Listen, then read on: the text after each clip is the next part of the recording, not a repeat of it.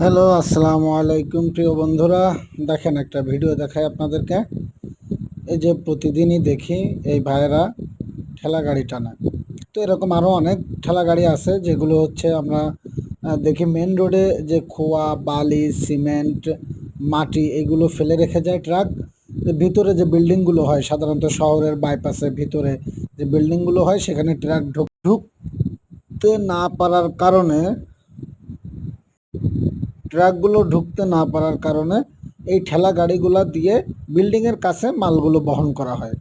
তো এরকম অনেকেই আছে যারা এগুলো করে থাকে। এরকম 8টা 10টা গাড়ি আছে আর কি, আমি যে সাইডে থাকি এই সাইডে।